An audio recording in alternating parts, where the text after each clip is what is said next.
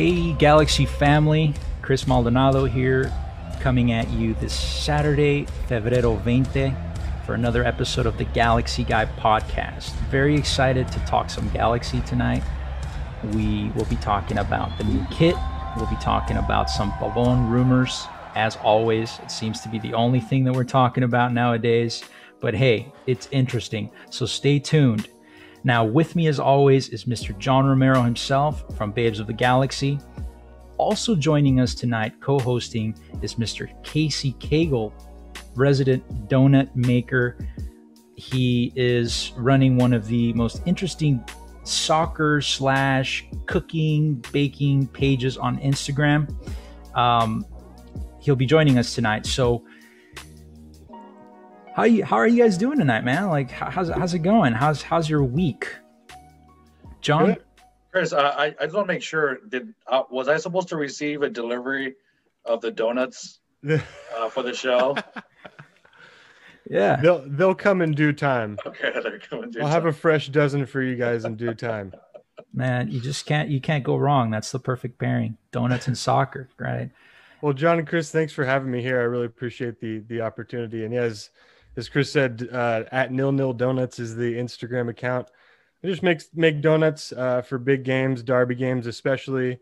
Try to do some fun team color stuff. So yeah, if you want to check us out at @nil donuts on Instagram, give us a follow. Right on. Thanks. And John is at Babes of the Galaxy. But of course, most of you guys are familiar with that. If you're not, give these guys a follow. Very good content. But with that said, we're here to talk LA Galaxy because it is big news. Big news coming out of Argentina. Whether you want to believe it or not, that's totally up to you. But first, let's talk about something really fun. So LA Galaxy has been teasing donuts. They're teasing donuts. Yeah, right. This whole week, they've been running this campaign, this ad campaign, where they're kind of giving us these teases with a lot of Easter eggs for the new kit. They're calling it the community kit. Now, I'm sure a lot of you guys out there have already seen it because it apparently got leaked ahead of time. Now, I don't believe that it was leaked. I think that it was deliberate. But my personal take on the kit is that I love it. I absolutely love it. It is a tribute to that original 1997 to 1999 teal, the black, teal, and gold. Some people are calling it dark green or an off green, but really it's teal. Personally, I love it. What do you think, John? I think I think that's what we're missing. Some of that old school history to remind us who we are, where we came from, and where we need to be. I think we lost a little bit of our edge the last couple of years, and I think this jersey may bring, the hardcore faithful back to the stadium and get these boys playing, to our championship ways. Oh yeah, when I first saw it, it put a big smile on my face for that exact reason. Like, hey, this reminds me of the original, those glory days, right? But what was your take on it, Casey, when you saw this jersey? Well, I think it's like, you were kind of talking about in the first episode, it kind of brings the identity back to the Galaxy. And like you spoke about again on the first episode, the gang's getting back together. You've got Greg Vanny. You've got Greg Vanny here. You've got Kevin Hartman back. You've got a lot of these big names who were there at the beginning, and they're coming back to start a new era at the Galaxy. And I want to buy 2 of these jerseys myself. Yeah. I saw somebody picked one up actually on Reddit a few days ago. So I called every single Adidas store in town to see if they had them and see what the scoop was. And so apparently most of the Adidas stores will only have the replica. Some of them will have the authentic, but your best chances of finding that would be online. But they obviously won't be on the shelves until next Thursday, February 24th. Now, the thing is that, yes, the Adidas stores did have them.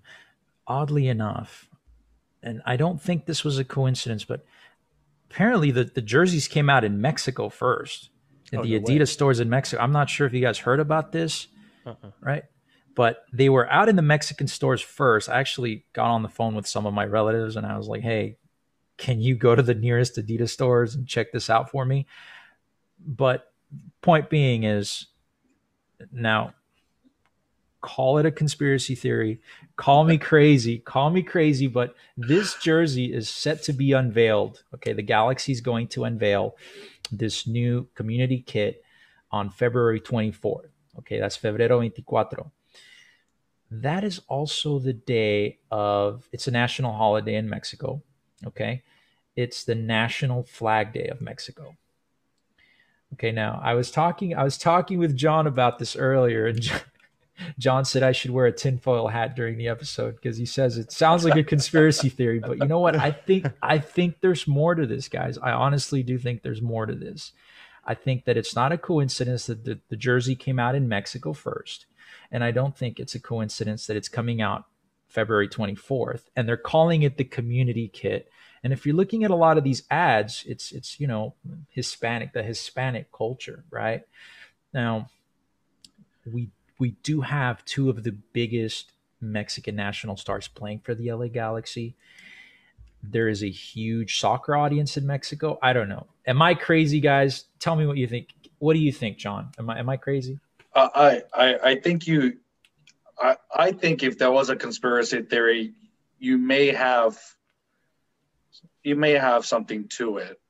If when we spoke earlier, your thoughts was it was to reach out and give the Mexico stores, Adidas stores, the jersey first to build some excitement so that we can broaden our Mexican fan base in Mexico and maybe get them excited about Chicharito and Jonah and maybe Efron and so I get you. Here's where I think it's not that. I have a background in the apparel fashion industry, and I think the Adidas marketing design team all had this idea to ship out these jerseys right before the season started so that fans could get it. And what happens is that a lot of these big marketing production orders, a lot of these cartons that are shipped to stores usually have a label or a print on the box that gives instructions to do not open until X date because there's marketing tied to it. And so, but also being part of, having a part-time job and a retail, job growing up, when employees get these boxes delivered to their stock rooms and they have to get these boxes open and open on the sales floor to drive dollars for every store revenue, I'm pretty sure that these employees don't care. They just want to get these boxes out and just, on a hanger and just start selling. And I think depending on how shipping, during these times with COVID and the ports, and it could be that Mexico got them first before the U.S. And like Casey said, some stores here locally already had them on the floor. So so it just goes to, it just depends on what situation it is. So that's where I debunk your conspiracy theory. See, John, that's too logical. You're making too much sense right now. I want to believe. This is probably my last time on the show, so I want to go on a bang and just throw everything out there. But no, that's. What do you think, Casey? What do you think, Casey? Logical. I think it's pretty interesting how clubs release kits. I mean, some of them are a lot more modest with their releases than others. Some of them just stick to like a Twitter post or a social media post. Others have like fashion shows and big names wearing the shirt to unveil it. So, considering the fact that we've seen a lot of these kits come out already for 2021, like DC, RSL, a few others that I can't think of at the moment, but it just kind of makes me think that delaying the release a little bit kind of has some sort of marketing tie-in into it. I mean, they've been sort of teasing this, I think they're teasing some sort of release video for it. So it could be some, 15, 20 minute long epic release video, or it could just be release videos like we've seen from the Galaxy in the past, where it's all very well shot, but just kind of conveys how the community, ties into the fabric and culture of the Galaxy. Absolutely. We'll just have to see. And I'll be honest, the kit is wonderful. I love it. The only thing that kind of doesn't sit well with me is the crest. Honestly, I would love to see the blue, white, and gold on the crest, or the variation of the teal, the gold, Oh, maybe, yeah. and the black. Yeah. It's all black. It's all black and like that silver color, which is fine. I don't know. Just, personal opinion, And my biggest dilemma is this. As such a great jersey as it is, and I'm probably gonna piss off a lot of followers, but I don't think anyone on this roster is worthy to put the name for me when I purchase it on that jersey. I would rather get a Cienfuegos or a Kobe or a Hartman or even a Vanny name on it and go retro, because this jersey just doesn't do justice with the players on the roster right now. And I think they gotta earn their keep to wear that roster, to wear that jersey, right? Come on, John, you're not gonna get a Zubac? I'm not gonna get a Zubac. Hey, Casey, Zubac's on my list. Yeah, easy. He's on the chopping block. He's on John's chopping block. Yeah. He hasn't earned it from me, so that's a new segment. John's chopping block. The Galaxy. The Galaxy knows what they're doing. They're going to make a ton of money from this jersey. They're going to make a ton of money. When you tug at the nostalgic heartstrings of a fan base and you throw out a retro jersey like this with such a great design, and it's just, you're basically printing out money.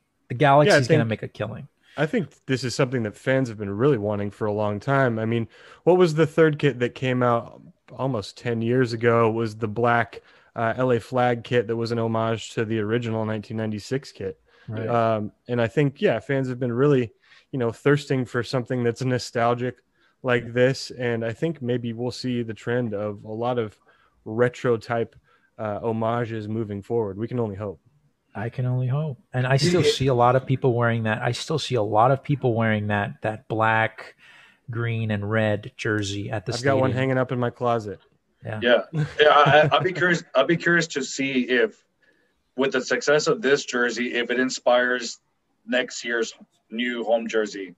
If something correlating to the old throwbacks inspires the next home jersey next year. You know what? It'll inspire a lot of teams across the league, and I really, really hope that this trend inspires our neighbors up north to do a retro jersey for themselves, and they do the original red, white, and blue colors of Chivas, That would be fantastic, man. And I know a lot of Galaxy fans out there would love to see that again, right? They should, yeah.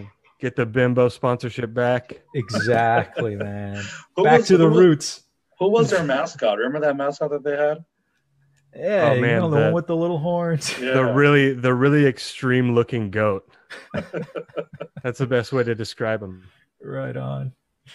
Jesus. But that's good news. We'll be expecting that February 24th. Like I said, National Flag Day. It's a national holiday in Mexico. A lot of Mexican people celebrate it. So we'll keep an eye out for that. Check out the Instagram. We'll keep you guys posted on the unveiling. We do have to talk about now, there were 2 signings last week. Not major signings, not groundbreaking stuff, but as a lot of Galaxy fans already out there know, we did sign a defender and a midfielder. Now, one of them is not really a signing. He's just kind of coming back to us from where he was playing in Taro FC. Is that right? Yeah. Carlos Harvey. He's a defensive midfielder, so he's definitely here as a backup. The Galaxy needed a defensive midfielder to back up Jonathan Dos Santos. This offseason, we lost 2 midfielders. Perry Kitchen, who was a defensive midfielder. We saw him slot in a lot last season when Jonathan went down. And Joe Corona, who was kind of that versatile central midfielder, defensive, offensive, box-to-box guy. So now that those guys are out, Galaxy needed to bring this guy back, Carlos Harvey, to be a depth piece in that midfield. I think it's a decent signing. He's a young kid, still young. And from what we've seen from him in the past, he's going to be an asset for the LA Galaxy. What do you guys think about Carlos Harvey? John? It's someone who's experienced and who knows the league. he has been positioned as the right back and also a midfielder, like we talked about. So it'd be interesting to see how he is used in this Vanny offense or lineup. It will. I'm curious to see if he is used as a defensive midfielder, how that opens up Jonathan Dos Santos in the middle. Mm-hmm. Is he going to be utilized as a more of an attacking midfielder as opposed to a true center back or a back center midfielder? But to back up Julian Araujo, you could only imagine what Julian's going to learn from him, right? Especially we've seen those issues where Julian has had, some temper tantrums and flare-ups in the field where he's accumulated some quick red cards. Mm-hmm. He's got the emotions get the best out of him. So we'll see what influence this has on Julian. Mm-hmm. I think that's a plus for that position. But in the Vanny lineup, I want to see if this also helps out Jonathan in the midfield. Yeah, I think it's, like I said, it's an asset. It's a backup asset. And like we discussed last week, this roster is paper thin. So bringing anybody right now that can play backup who's a decent player, I think that's great for the LA Galaxy. We did also sign a right back, an MLS veteran who has been in the league for many, many years, was previously with Seattle. O'Neal, he was previously with Seattle and just recently with DC United. That's obviously O'Neal Fisher. We're having a little more of that reggae flair come back to the LA Galaxy. We know we've had some of that in the past. So locker room guys are going to get some jerk chicken recipes for sure. O'Neal Fisher, what's your take on O'Neal Fisher, Casey? What do you think about O'Neal Fisher? I mean, all the defensive help we can get at the moment, with league experience, the better. I mean, we have a lot of young defensemen, especially the 2 draft picks that we picked up, in the draft this year.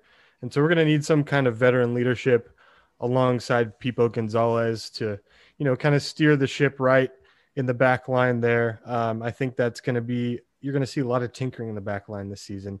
And you're obviously going to see a lot of tinkering in the midfield. As you said, John, we're really kind of hurting in the 6th spot as far as depth goes. We have Jonah Dos Santos, but he is kind of injury prone. Yeah. He is kind of losing his step in his pace.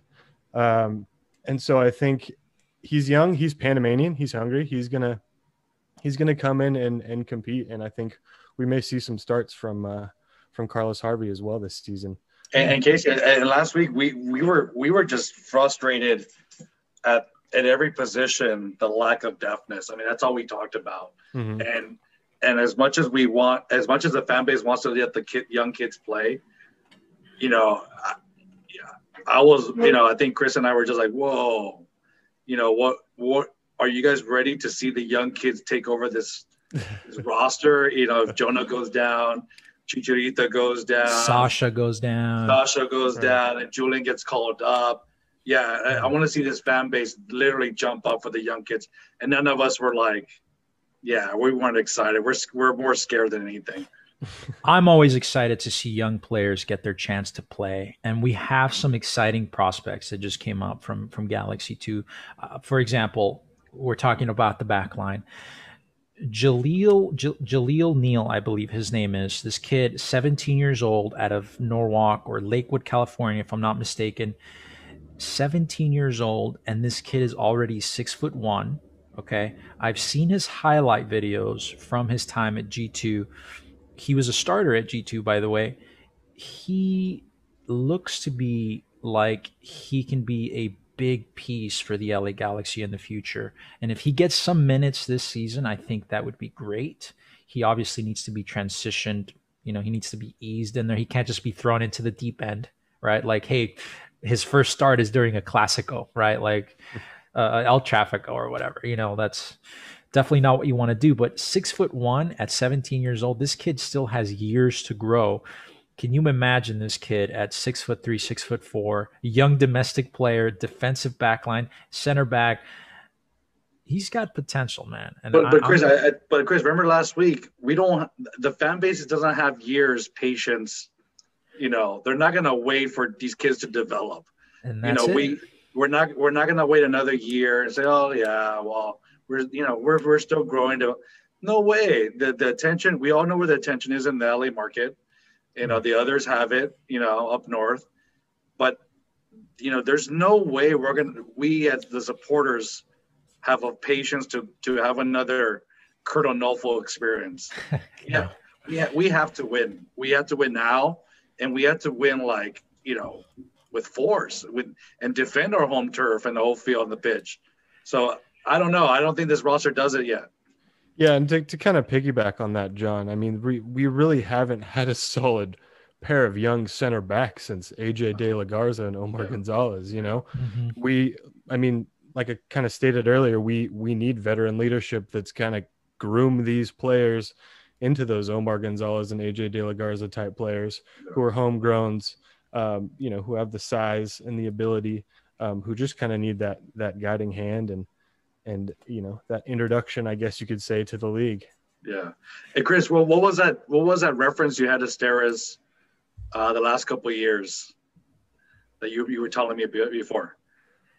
So as we all know, it's been several years now where the LA Galaxy defense has been very porous, right? It's been extremely shaky. The one constant that's been there throughout most of those seasons has been Daniel Steres. Yeah. Right. Mm-hmm. So I've never been a huge fan of Daniel Steres.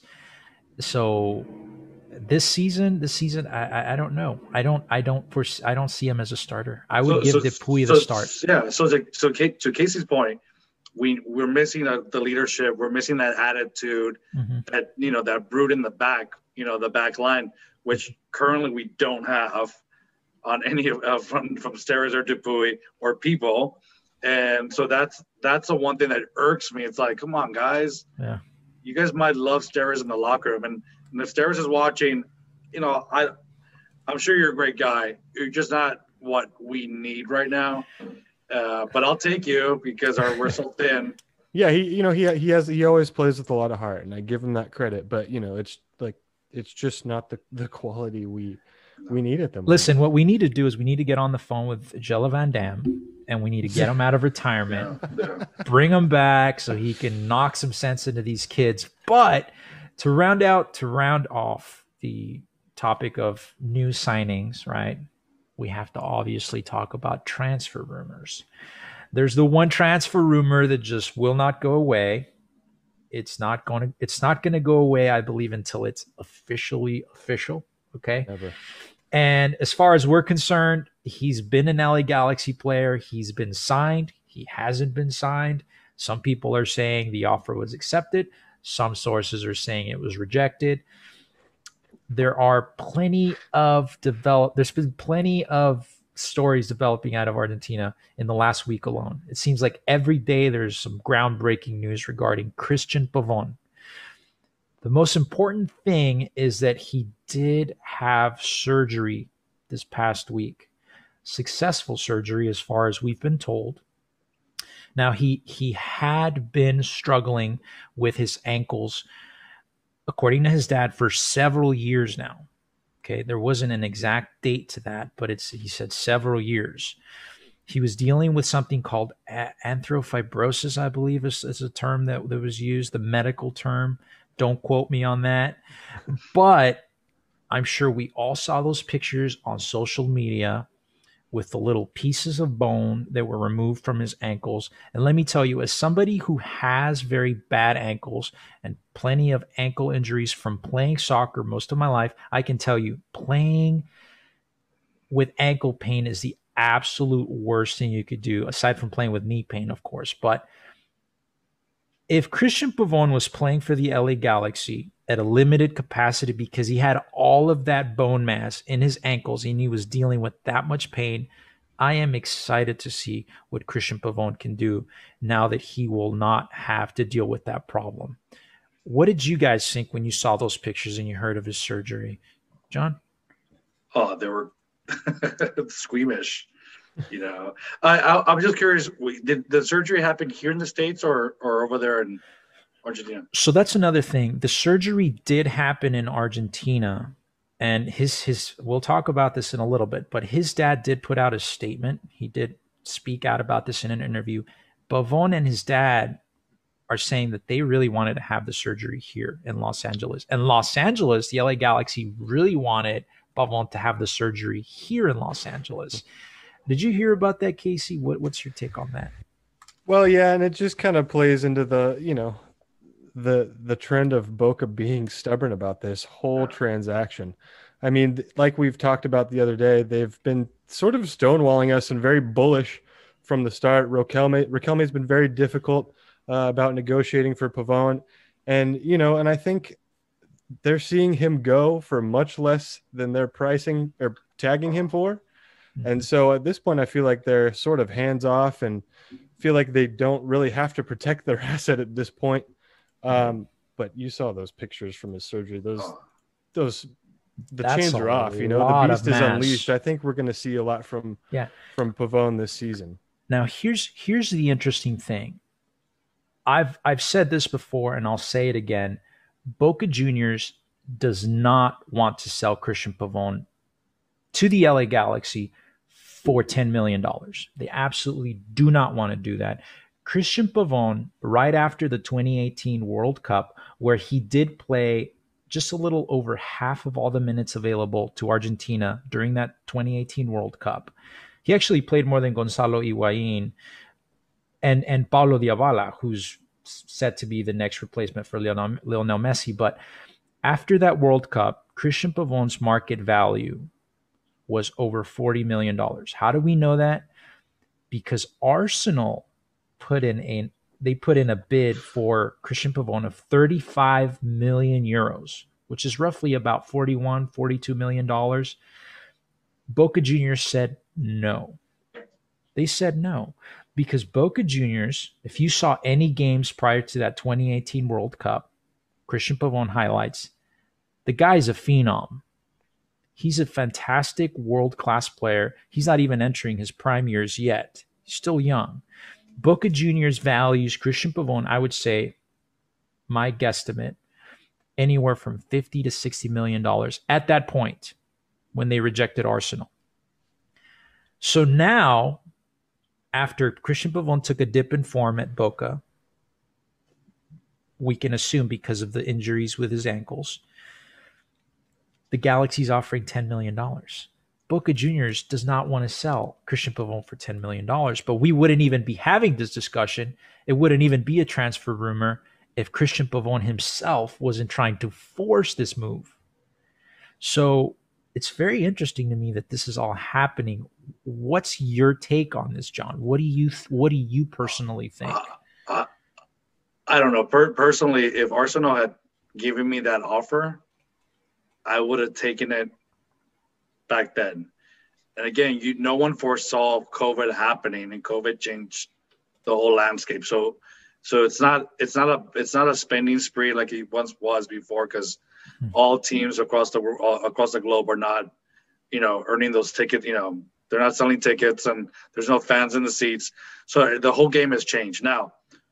But when the early reports had it that the Galaxy offered 12 at some point, and Boca rejected that and still didn't take it, I was still dumbfounded that here we are right before the MLS season, and the Galaxy have the upper hand because we don't know what comes about from his recovery. If there's, if there's any lingering issues, but for Boca to go from the Arsenal offer to several Galaxy offers, not to possibly anything from 6 to 10 million.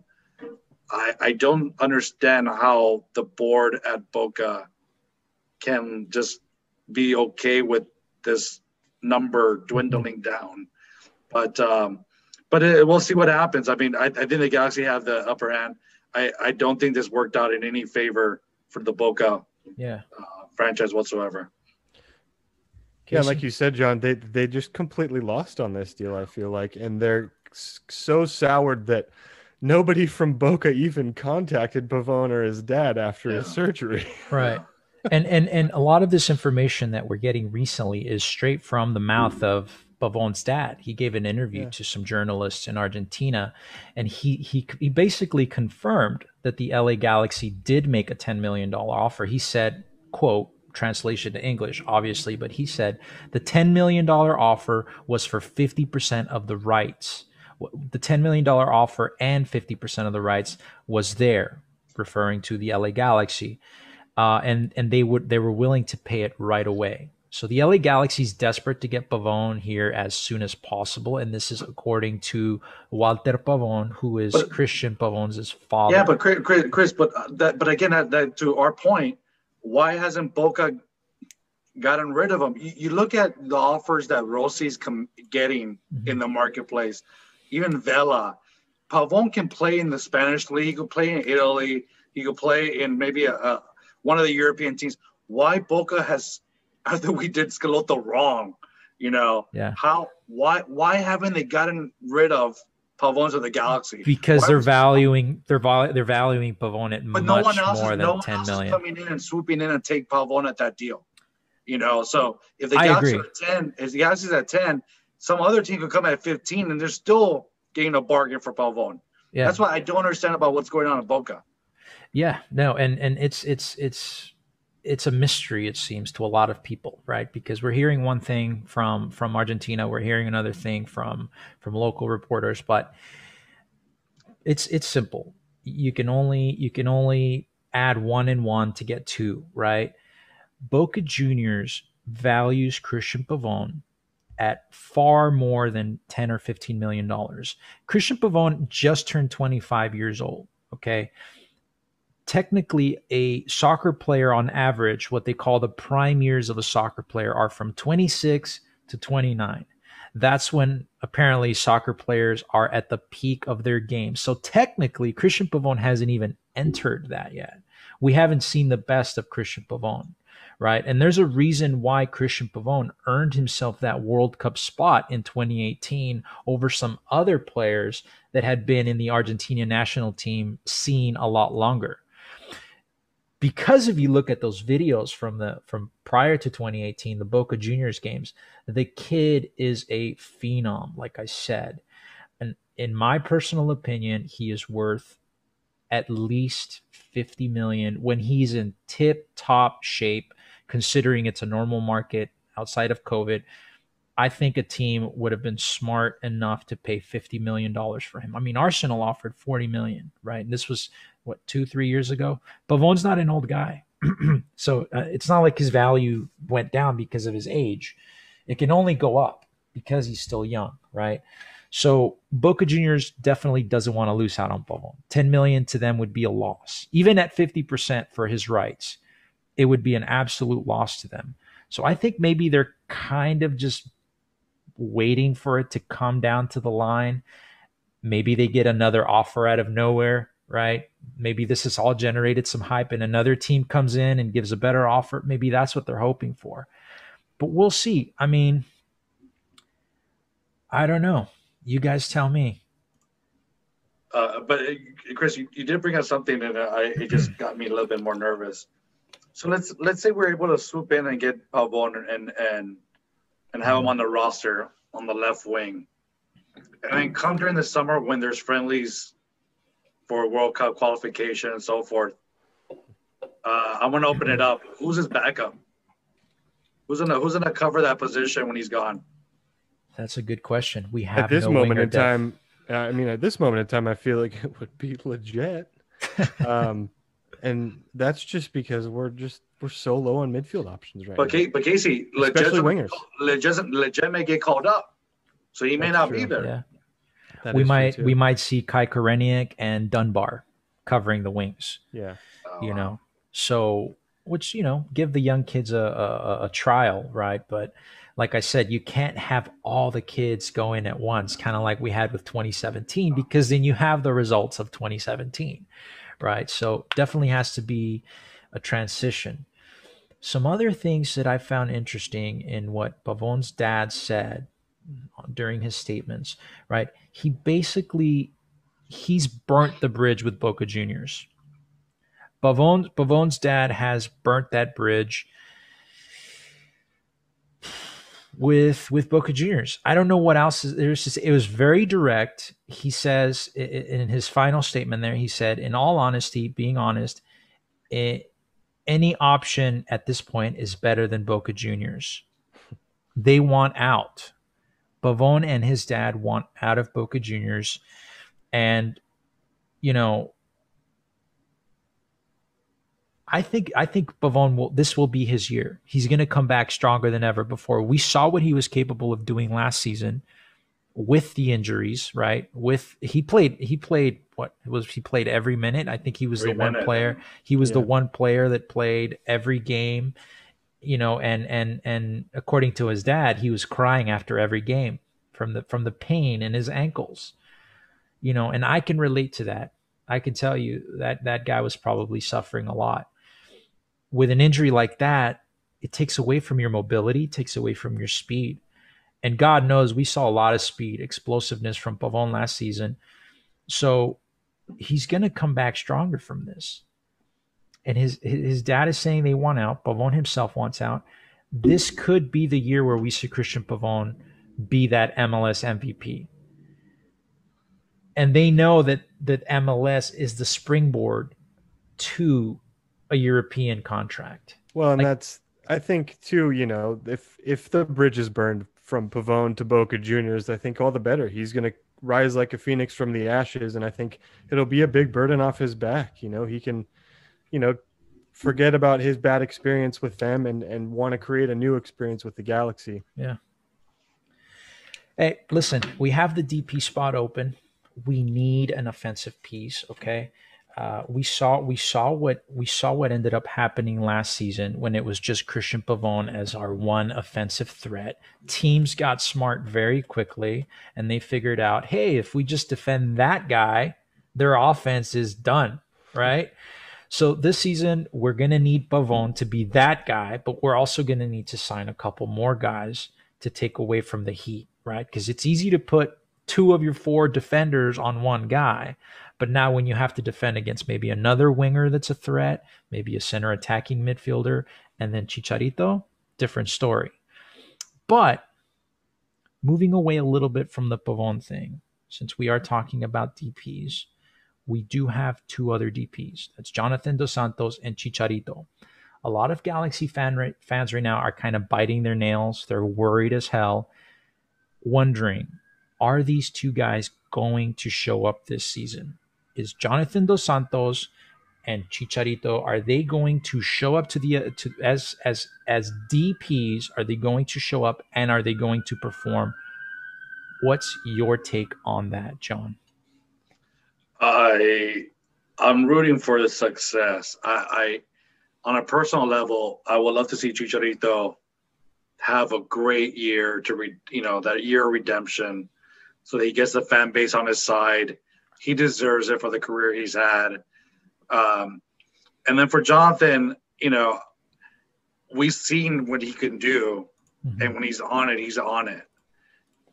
But like Casey spoke earlier, they're both injury prone, and you know, I feel like I don't want to ride this roller coaster too high, but there are going to be some lows coming up. There's going to be some injuries, whether they're major ones or little knickknacks, but you know, I'm rooting for them to have great seasons. Let's say that.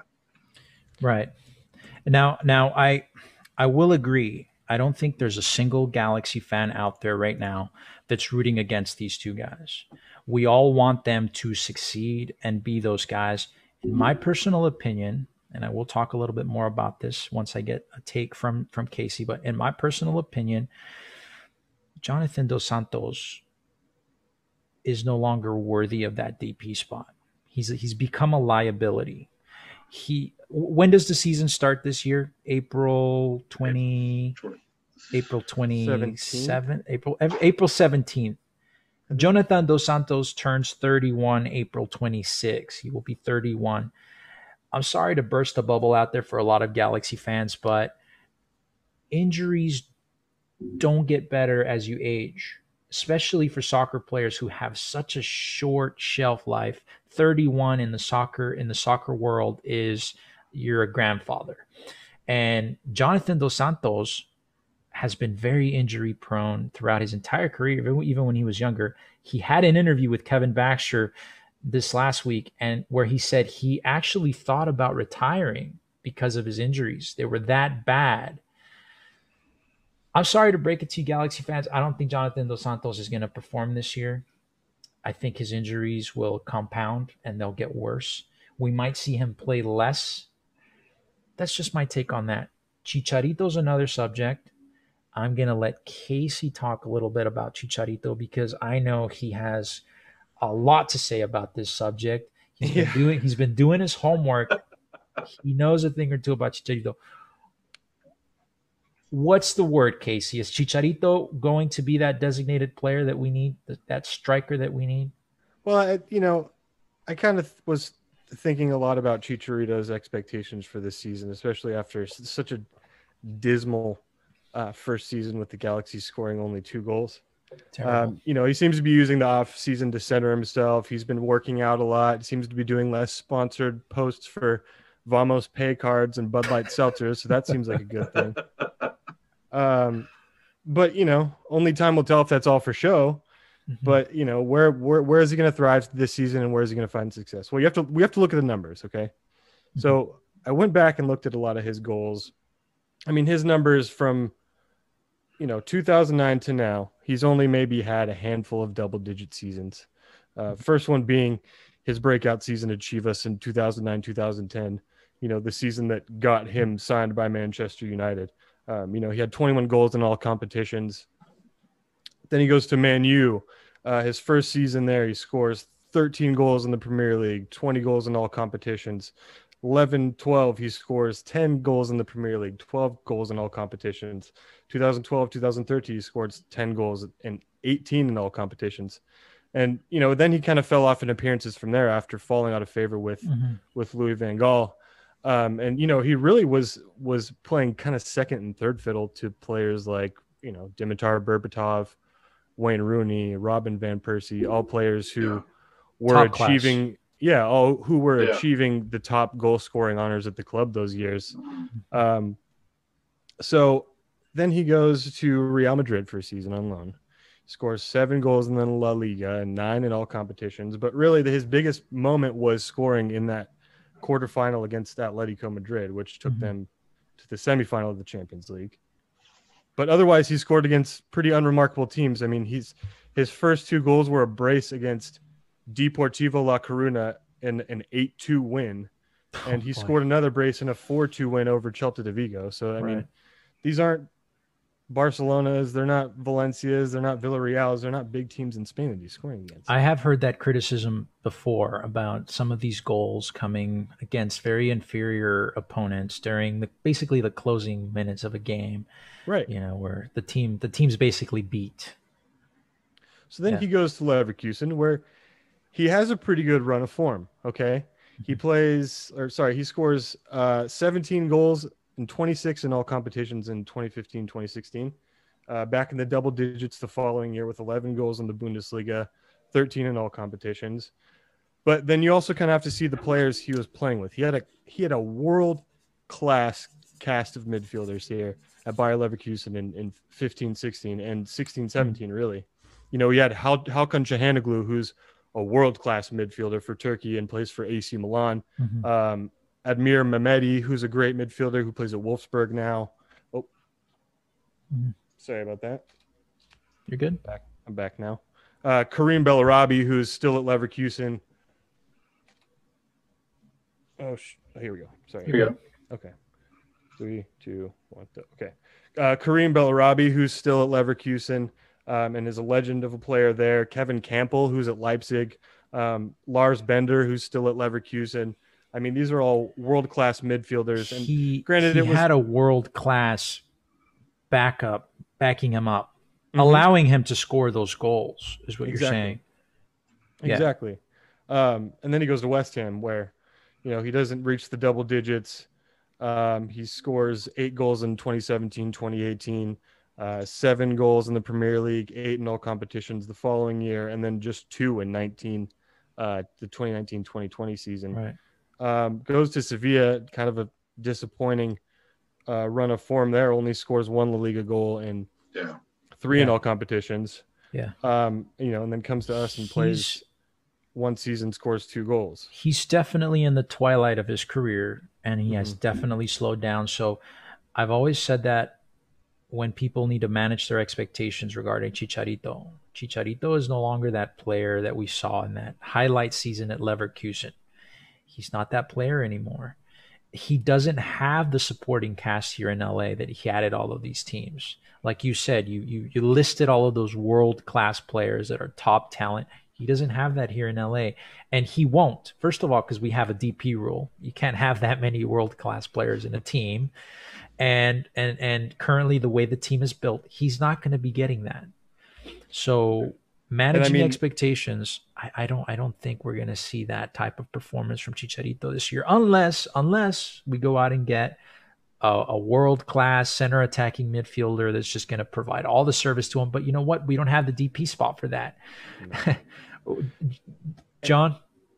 Yeah, I last year in the couple of games that he did play, one thing that was frustrating is that Chicharito runs one solid line back and forth and expecting the ball to get crossed to him to score. And then when you look at other top teams that went to the playoffs or even the finals, you have their forward zigzagging, running all these different lanes, opening gaps, and it wasn't. Remember, he's not a commanding figure like Zlatan was. He can run that lane, get the ball, demand it, and just score it. He is much smaller than Zlatan, and what's frustrating is that you would think that the wiser you get after all these years, you understand the game a little bit more. Where Chicharito starts finding these gaps in the defense to score. Now, one thing that I had always heard part of his career is that he has no ball dribbling skills whatsoever. We're lucky to see Pavone just master that. But when the ball's at his foot, it's like he lost it so many times. I was just screaming at the TV so many times. Yeah. Just make a move, and again, if you haven't earned it at this point in your career, you're never gonna get it. But he's not that guy. He's not that guy. He never has been. He's not the guy you give the ball to. So then, if you had that world-class talent overseas, and you had that production, you could see it 2 ways. Either you're here in Major League Soccer, and you should be dominating because of your skill set at that level, but I didn't see any flash of that. No, mind you, he did lose some weight. He is fit. That is going to make a difference in this league and the travel and the weather that he comes across that many European players have struggled. So I'm excited to see it. I was still wanting to see him get 12 goals and think that's a great season. Yeah. But I think 12 is going to be a stretch for him. And he did lose some weight, by the way. He lost about 125 pounds. Too soon? I almost thought you were Come on, serious. guys. Too soon. Okay. Too soon. But I mean, in my deep dive of Chicharito goals, I literally went and watched every season of goals from this guy. His goals fit into 4 main criteria. Okay, I broke it down to a list. Let's hear it. It's either headers, loose balls in the 6 that he can punch home, turn and shoot, penalties, or other. Like he is a great aerial threat. Okay, if he has the right wingers giving that kind of distribution into the box, 9 out of 10 times that guy's going to be there and he's going to knock it into the onion bag. You know what I mean? Yeah. Same with loose balls in the 6. He always seems to find situations where balls get knocked loose and he can punch one home at the same spot, right in the front of the 6. Turn and shoot. He's good at collecting balls, in the 18, and just turning and shooting. A lot of his goals for Manchester United are like this. penalties, of course, and then other, like some of the bangers he scored for Real Madrid. But again, those are teams. few. Yeah. But again, he's a textbook poacher, so he's going to rely on a lot of attacking support to carry that offensive load. And like you guys were touching upon, he needs to be demanding of his teammates, and he needs to be holding them accountable for their performances in order for him to perform well. Yeah. See, that's what we do here at the Galaxy Guy podcast. You see what Casey just did? He did his homework and he broke it down, right? What were the 4 criteria that you mentioned? Four Casey? criteria are headers, loose balls in the 6, turn and shoot, and penalties. Okay. And then there's a miscellaneous category. Those 4 things to me do not scream a dynamic attacker.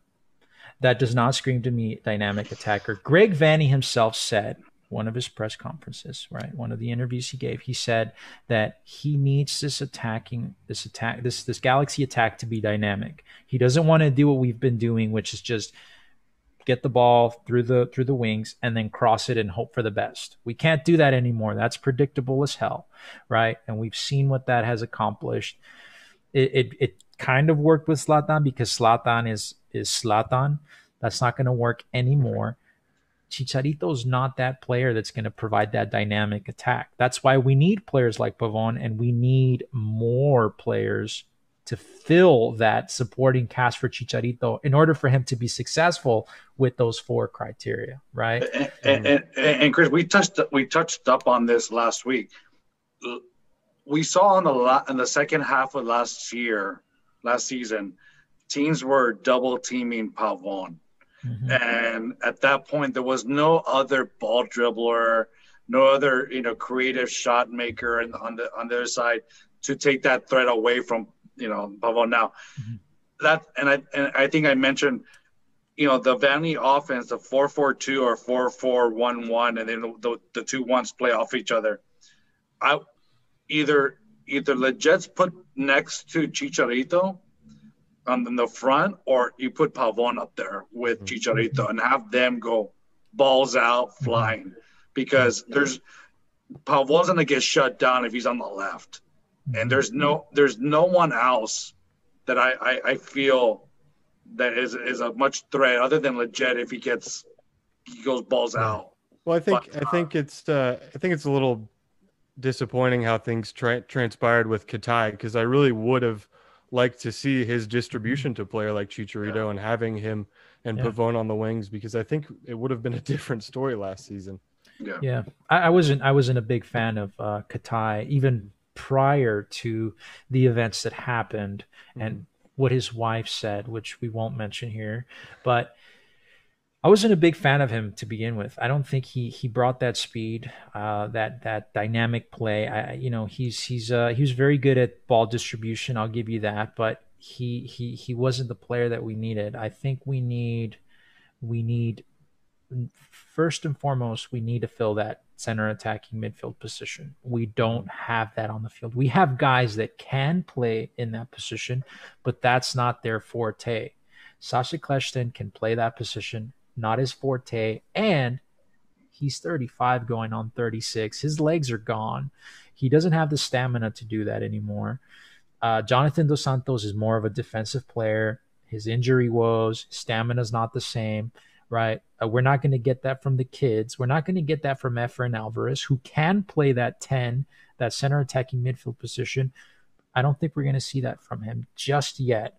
So you can have Chicharito up there with Pavon or with Leget, but you're going to still need players to get the ball to them. Otherwise, they're just going to be up there playing thumb wars, just waiting for the ball to come to them. Yeah. So it's very important that happens. As far as the success of the DPs, we kind of have to go back to square one on the topic there, but Jonathan Dos Santos, in my opinion, no longer earns the paycheck of a DP. That's a very precious spot that he's taking up right now. I think that he's a TAM quality player at best at this point in his career, as he's turning 31 at the start of the season with his injury woes, no longer DP caliber player. And Chicharito, I believe, can be that player that bangs in 15, 20 plus goals in a season, but he just does not have the system to do that with the LA Galaxy. He doesn't have the supporting cast. So we'll see. I mean, we're praying for the best, right? Hopefully Chicharito scores 50 this season and Jonathan Dos Santos plays every minute of every game. But a lot of that depends on Pavon, whether or not he gets signed, 2 or 3 more players. But we'll see. I'll give you something scary to think of. If we don't get Pavon, what does his offense look like? That's scary. It's gonna be really scary. I go back to that first goal that Pavone scored in the preseason, that game against Toronto FC, right? Where Pavone took on, basically just cut through the entire Toronto defense. He nutmegged one of the guys, and then he just right out of the box shoots the ball straight into the left corner. I mean, the guy is capable of doing that himself, right? But again, that gets predictable. It gets predictable really quick. And if all you have to do to neutralize the offense is defend one guy, Yeah, I mean, even that goal against Houston in the opening game of last season, that was all Pavone, really. Yeah. But, I think it would be nice this season to see a lot more work come out of the midfield. I'd kind of like to see more of a style like Seattle where they play a little bit more direct. They're going to run you to the byline and lay off balls, to the 6 or in the 18. And that's how they get a lot of their goals. That's why Seattle's been so successful, is they've built around that system of, really efficiently getting those balls into the box, whether it's directly or indirectly, and having somebody on the end of them. And they happen to have one of the best playmakers, center attacking midfielders in CONCACAF with Lodeiro. Yeah. So, like we've said many times on this podcast before, like you guys have heard me say many times on Reddit, this team in MLS, any team really in MLS, cannot be successful in this league without having that center attacking midfielder, a designated player, center attacking midfielder. That is crucial to MLS. You cannot win an MLS Cup without one. So if the Galaxy wants to get far, they know what they have to do. But their hands are tied behind their backs, right, with the DP spots. So the best they can do, the best that we can all hope for, is a TAM level number 10 to come in and fill that spot. It is what it is, boys. That's what we're looking at right now. So fingers crossed. Fingers crossed. If there's anything else you guys want to talk about, we can talk about it now. If not, I think that's pretty much a wrap on today's episode. I'm just craving some tacos from Taco Night, Hey man, it's never a bad night for taco night. I miss the theme tacos for every match at the Diggity, and I just miss being there. I miss evenings on the terrace. Word up to all my terrace fam. Shout out 232. I'm out there. I'm out there at the Dignity Health Sports Park every Saturday because my son is with the Galaxy Juniors. So I still get to go to the stadium, not the actual stadium, but I'm around the stadium. It's like a bittersweet feeling to be there on Saturdays. And I get super nostalgic because I go back to all the memories I've had. And now I just see this empty stadium and I think to myself, when will I get to go back and be with my friends, see the team play live? It's a very surreal feeling. It really is. John? So Casey reps 232. I rep 141, and Chris is? I'm with the ACB, but now that I'm a family man, the noise, it's different, man. So I'll either do just like general admission, like a regular Joe, or like we've spoken about this before. I have the hookups to the VIP section. Oftentimes you'll find me right below the box seats, right below, where all the celebrities sit. So, sometimes I'm out there, but I'm really all over. Seats there now. Oh, man, dude. But we'll definitely have to wait and see if we can check out Victoria Block, this year. Yeah. Hey, by the way, I just checked. I don't have my delivery of my donuts yet, so just let you guys know. Hey. They're on the way, John. Okay, again, I'll plug that because I really do think you guys need to check this out. That's at nil-nil Donuts, and I'll write that on the screen when I edit the video, but that's at Nil Nil Donuts. Check it out. It's donuts and it's soccer. Can't go wrong with that. Of course, always check out John Romero himself over at Babes of the Galaxy. I'll write that in as well. Galaxy content. You can't go wrong with that. We have some very beautiful fans. We have the most beautiful fans out there in MLS. Check that out. And if that's everything, if that's all we have for this week, guys, one last thing I would like to plug myself. I will be giving out the details to this giveaway in the coming days, okay? But I will be giving away this baby right here, okay? Since we are going retro this year. I've had this with me for a while, a long while. This is an original, authentic MLS product. It even has the original MLS logo. 2002, the Cup winning season, Kobe Jones bobblehead. Still in the box, okay? Still in the box. So I will be giving details about that coming days, but I will be giving this away, okay? Oh. And that is still in the box, mint condition, Kobe Jones, 2002 MLS Cup winning season bobblehead. Hey, Chris, I don't think your kid will appreciate you giving his toys away. He's the one that broke my little Cosmo doll here. So, no. Yeah. But, you know. So with that said, guys, we do appreciate you guys tuning in. We appreciate the viewership. The response from the fans has been fantastic. The Galaxy family is just great. A lot of people are reaching out, DMs, just saying, hey, listen, we dig the podcast. You know, you guys talk about some insightful stuff. So again, we appreciate the viewership. Go on YouTube. That's the Galaxy Guy Podcast. Give us a subscribe. Give us a like. You know, check out my friends. Check out John. Check out Casey. And we hope to see you guys here next week to talk more LA Galaxy, because you know what? It's never, ever the wrong time to talk about the LA Galaxy. And I wish everybody out there a very happy week. You'll be listening to this on Monday morning, most like. Guys. Thanks for having me, guys. It's an honor to be here. I'm a huge fan, so hope to be doing it here with you again soon. Right on, Casey. It was good having you. John, good having you as always, sir. Always. Likewise, sir. Thank you. You guys have yourself a good week. Galaxy Guy Podcast.